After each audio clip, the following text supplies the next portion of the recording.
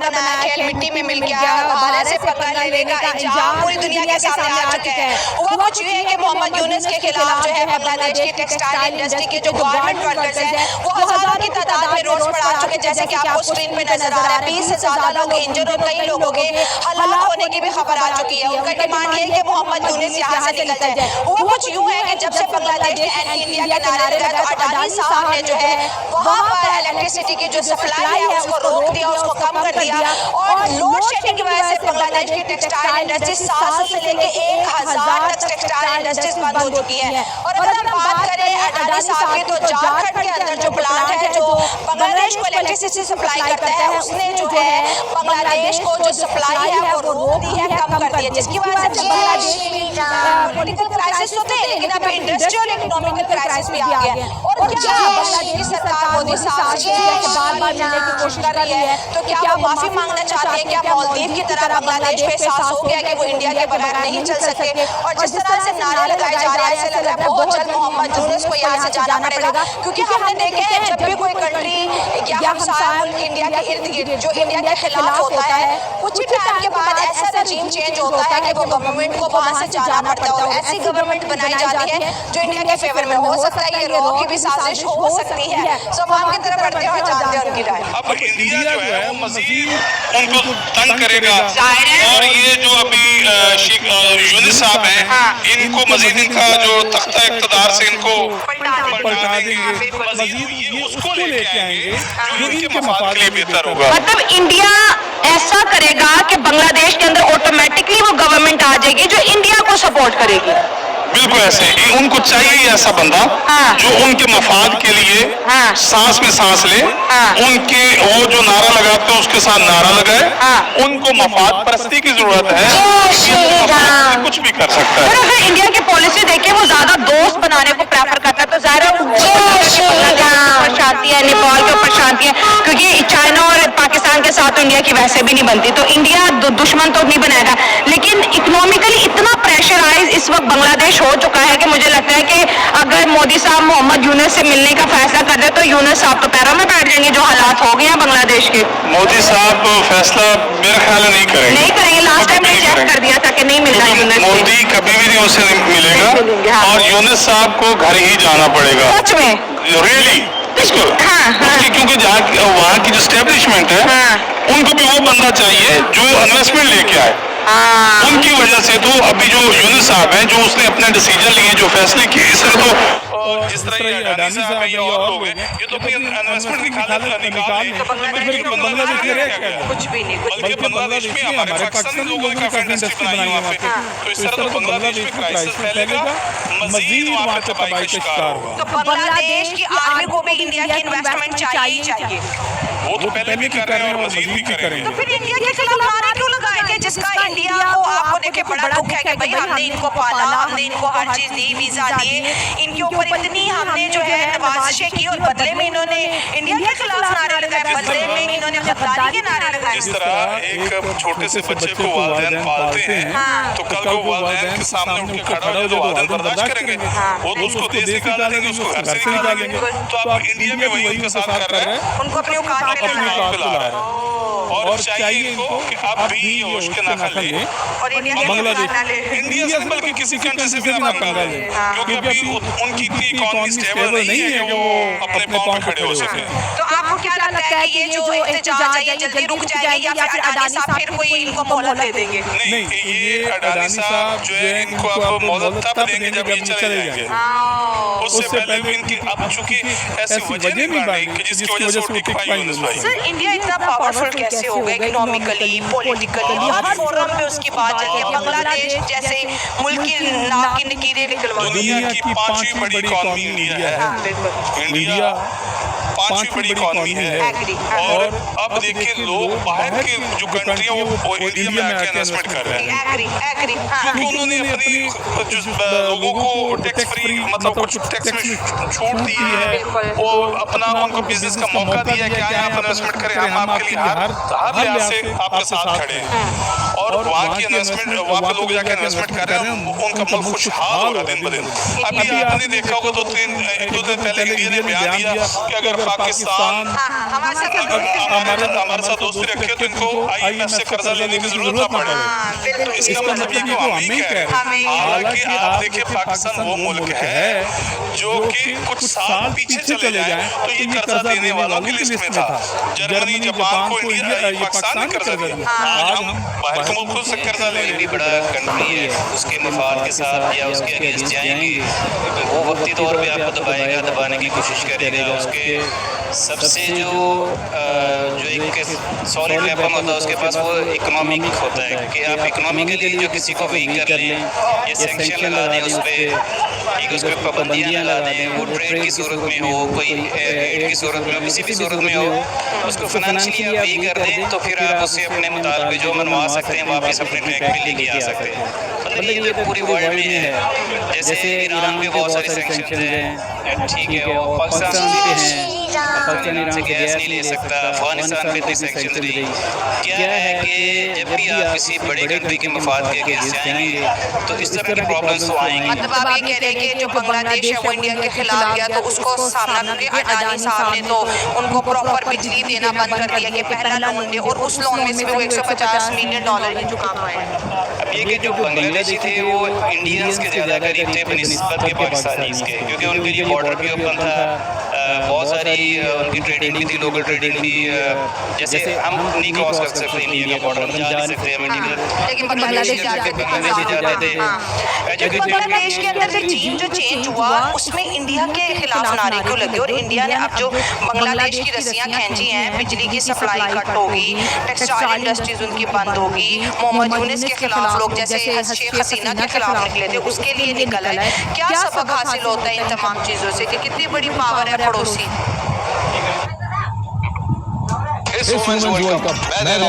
India तो इस वक्त वैसे इकोनॉमिक पावर है जो कि बहुत ग्रो कर रहा है। दुनिया मानती है, दुनिया मानती है उसको, क्योंकि इंडिया का हाथ है मतलब किसी भी कंट्री की डेवलपमेंट में। मतलब कि आप मिडिल ईस्ट में ले लें, सारा उसके हाथ में है, ठीक है। और इसी तरह आप उसकी इंडस्ट्री, IT इंडस्ट्री है या उसकी ऑटोमोबाइल इंडस्ट्री बहुत ज़्यादा ग्रो कर रही है। दुनिया में उसका शेयर है, मतलब कि उसकी गाड़ियाँ जा रही हैं, उसके IT एक्सपर्ट जा रहे हैं, उसके इंजीनियरिंग एक्सपर्ट है वो जा रहे हैं। अब डेफिनेटली एक बड़ी इकोनॉमिक पावर है। अब उसके अब छोटी जो कंट्रीज़ होती हैं, जो नेबरिंग कंट्रीज़ होती हैं, उनके अंदर भी अपने उनके मफाद जुड़े होते हैं। कोई डिफेंसिव होते हैं, डिफरेंट काइंड्स के होते हैं, वो अपने कोई ना कोई मफाद ले रहे होते हैं, जो कि सस्ती लेबर ले रहे होते हैं, जो कि सस्ती प्रोडक्ट ले रहे होते हैं। तो जब आप जो पहली हुकूमत है हसीना वाजद की, डेफिनेटली कोई ना कोई उनको बेनिफिट दे रही होगी। अब उसको नज़र आ रहा होगा कि जो नई आने वाली है, जो रजीम चेंज हुआ है, तो उसमें ठीक है, थोड़ा सा प्रो इस्लामिक कह सकते हैं, इस पॉइंट के हैं, इस वजह से उनको टफ टाइम उनको लग रहा है कि शायद हमारे ना हालात ख़राब हों, तो इसलिए वो टफ टाइम दे रहे हैं कि शायद ये लोग ना मान जाए, दोबारा उसी पे आ जाए कि जैसे हम 8 पे चल रहे हैं, IMF 8 पे, बांग्लादेश में भी 8 पे चल रहा है, अमेरिका बीमा में चल रहे हैं। तो वो जारी बात है, इंडिया डेफिनेटली चाहेगा, इंडिया की तो ये भी कोशिश है कि पाकिस्तान उसके मातहत होकर चले। हाँ, इंडिया तो कहता है, इंडिया ने कल भी कहा था कि कश्मीर छोड़ दो, IMF से ज्यादा लोन दे देंगे। तो जैसे श्रीलंका है वो भी इंडिया का सपोर्ट है, बांग्लादेश पे वो भी इंडिया का सपोर्ट था बिल्कुल।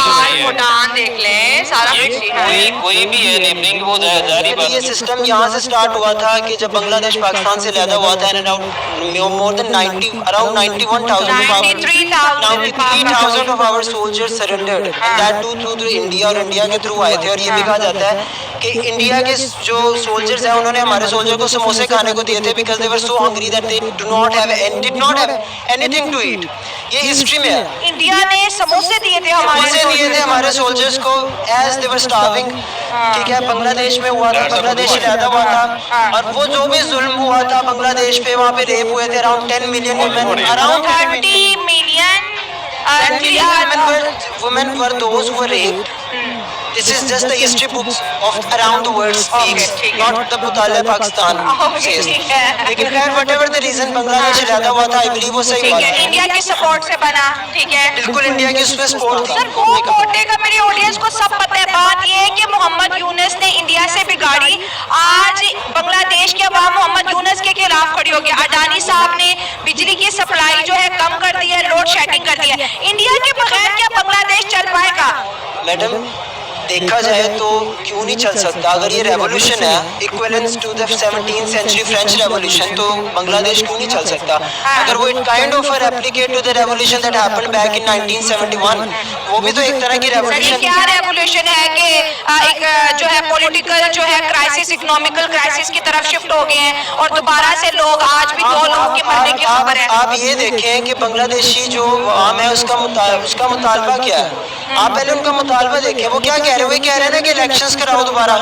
वो यही कह रहे हैं कि दोबारा इलेक्शंस कराओ। जो हमारे जो टेक्नोक्रेट कैपेसिटी में आए मोहम्मद यूनुस, टेक्नोक्रेट कैपेसिटी में as a Nobel prize winner, whatever the authority is holding right now, he is having the same strategy as of the Hasina Wajid. उसकी भी तो सेम स्ट्रेटजीज है। अगर लोग वहाँ के खड़े हो रहे हैं, जुल्म के खिलाफ ही खड़े हो रहे हैं, बेशक। अब देखिए मैडम, कहीं पे भी जब जर्मनी के साथ क्या हुआ था, लेकिन सर देखिए हम ये कह रहे हैं कि रिजीम चेंज होता है तो बांग्लादेश में तो खुशियां मनानी चाहिए। पहले उन्होंने इंडिया के खिलाफ नारे लगाए, जब इंडिया ने एक एक करके सारी नेमतें उनसे छीनना शुरू कर दी हैं, तो अब वो दोबारा से कह रहे हैं कि मोहम्मद यूनुस को भगा दो, क्योंकि अब उनसे वो सख्ती बर्दाश्त नहीं हो रही। मेडिकल वीजा प्रोसेसिंग इंडिया ने स्लो कर दी है, जो बॉर्डर क्रॉस करते थे वो स्लो हो गए हैं। जब खुशियाँ आती है ना, तो खुशियाँ है रेवोल्यूशन के एक तरह से खुशियाँ हैं, लेकिन उसके साइड इफेक्ट्स भी हैं। और साइड इफेक्ट्स आते हैं इंस्टेंटली, जो आजकल आ रहे हैं। मैंने सुनने में आया रहा हूँ many hundreds of the textile industry got shut, 1000 हो गई हैं शट डाउन हो गई हैं। लेकिन this is not the end. The point is, this is not the end. The people are standing. This is the point. देखिए, अगर वो स्टैंड कर रहे हैं इकोनॉमिकल क्राइसिस से, ऑब्वियसली कहीं ना कहीं पे वो स्टैंड कर रहे हैं। मालदीव्स की तरह जब मालदीव ने भी चाइना के साथ मिलकर इंडिया का बाइकआउट किया था, फिर यही मालदीव्स इंडिया से माफी भी मांगी और इंडिया से दोबारा बायलैटरल रिलेशन का आगाज किया। आपको क्या लग रहा है कि बांग्लादेश इंडिया की नाराजगी कब तक बर्दाश्त करेगा और ये कब जो है मोहम्मद यूनुस दोबारा से उस तरह से? The point is कि India is a neighbouring country. Bangladesh heavily rely करता है apart from the economy. Bangladesh heavily aids के लिए भी बहुत ज्यादा डिपेंड करता है। दिस इज द अगर बांग्लादेशी अवाम का जो इस टाइम जो उनका लीडर है ना, this is the one who decides, ठीक है, उसको डिसाइड करना है कि उसने कैसे लेके चलना है। फर्स्ट ऑफ ऑल इंडिया जो बहुत ज़्यादा ऑब्वियसली पॉलिटिकल, पाकिस्तान के पॉलिटिकल मूवमेंट्स में भी इस टाइम अगर देखा जाए तो एशिया में India is the super power, just like America is having a super power around the world. ठीक है, लेकिन हमें आफ्टर मैथ्स के अलावा ये देखना चाहिए, जो मैं खुद समझता हूँ कि बांग्लादेशी पीपल आर स्टैंडिंग है। जहाँ तक पॉइंट है वो कब तक स्टैंड कर रहे हैं, वो स्टैंड भी कर रहे हैं। This is itself a huge conquer against the tyranny, I assume ऐसा है। और अगर मैं समझता हूँ कि थोड़ा बहुत टाइम, मैं ये भी कहता हूँ कि हाँ कुछ देर बाद वो सरेंडर करेंगे इंडिया के सामने वो सरेंडर करेंगे भी। तो यहाँ इसका मतलब ये नहीं है कि वो हमेशा सरेंडर करेंगे। They will improve themselves. Sir अगर इंडिया की इन्वेस्टमेंट सारी अगर बांग्लादेश से निकल जाती है तो बांग्लादेश फिर से वो उसका करेंसी वो 2% की हो जाएगी, आपको पता ही है, क्योंकि बांग्लादेश के अंदर बहुत ज्यादा हाई इन्वेस्टमेंट्स इंडिया के है और इंडिया के अंदर नेशनलिज्म पूरी दुनिया को पता है कितना ज्यादा। जब उनके स्टेट के खिलाफ बांग्लादेशियों ने नारे लगाए, जब हिंदुओं के ऊपर उन्होंने जिस तरह से स्ट्राइक्स किए, जिस तरह से हिंदुओं को उन्होंने जिसे बोलते मंदिर डिमोलिश किए, हिंदुओं को मारा पीटा। अब जा रहे इंडिया तो कहीं ना कहीं उनको इग्नोर करेगा ना। अब जब इंडिया इग्नोर करे, अब बांग्लादेशियों की चीखें निकल रही है, तो जब बर्दाश्त नहीं कर सकते सामने वाले का जवाब, तो पंगा क्यों लेते हो? मैडम देखिए इंडिया रिलीजियस हम लोग अगर देखा जाए तो अभी जो आपने कहा कि वहाँ पे मंदिर डिमोलिश हो रहे हैं, वो तो एक रिलीजियस आफ्टरमैथ है ना। उन्होंने उनकी इन्वेस्टमेंट हुई है तो जरूरी नहीं कि इंडिया सारी इन्वेस्टमेंट अपनी वापस ले ले। उसने काफी हद तक इन्वेस्टमेंट की है जिसको वो वापस नहीं कर सकता। अगर वो टाइम बीइंग कर भी देता है सरेंडर, तो उसके बाद बांग्लादेश को भी पता है कि यार the time shall come again, उस टाइम के लिए रेडी होगा इंडिया। अगर हम बांग्लादेश देखें, इटसेल्फ वेरी रिसोर्सफुल, दुनिया की सबसे बड़ी फिश मार्केट आई हुई बांग्लादेश में है, सबसे टेक्सटाइल उनका बहुत ग्रूम कर रहे हैं, लेकिन कहीं ना कहीं पे क्राइसिस में जाएगा। मैं आपसे बात करूंगी, आपसे कर ली सर, आप क्या कहेंगे कि बांग्लादेश के अंदर जिस तरह से मोहम्मद यूनुस के खिलाफ अब नारेबाजी शुरू हो गई है और कह रहे हैं कि इंडिया ने बड़ा अच्छा सबक सिखाया बांग्लादेश को? जी सबसे पहले तो ये कि सबसे पहले बांग्लादेश ने बहुत अच्छा काम किया। अच्छा काम किया जी, उनके है, स्टूडेंट- बड़ा अच्छा काम किया है, जी, क्या देखिए, काम किया? शेख हसीना वाजिद जैसे भाई बता रहे थे कि 20 साल में बैठी हुई है। हाँ ठीक है। आपको सबसे पहले मैं बताऊं जिस मुल्क में जमहूरियत है ना वो मुल्क कामयाबी नहीं है। हाँ डेमोक्रेसी पहले- इम्पोर्टेंट है, एग्री। हाँ जी सबसे पहले डेमोक्रेसी होगी तो मुल्क चलेगा। ठीक है, हाँ। अगर वो 20 साल से बैठी है कुछ नहीं कर रही, लोग उससे उकता गए हैं तो सड़कों पे आए हैं। हाँ। ये बहुत अच्छा किया उन्होंने, उसे निकाला है। अच्छा। अब अगर वो आया वो क्या नाम है उसका जो भी है मुझे नहीं मोहम्मद idea। यूनुस आया है। मोहम्मद यूनुस आया है तो वो डिक्टेटर मोहम्मद जी यूनुस, हाँ। अब वो क्या डिमांड कर रहे हैं इलेक्शंस की। हाँ। इलेक्शन जरूरी है इंडिया में और इंडिया नहीं बांग्लादेश में। बांग्लादेश में। और रही बात कि बांग्लादेश स्टेबल होगा कि नहीं, स्टेबल हो ही जाता है। ईरान को देख लें, उस पर पाबंदी है, कैसे स्टेबल है।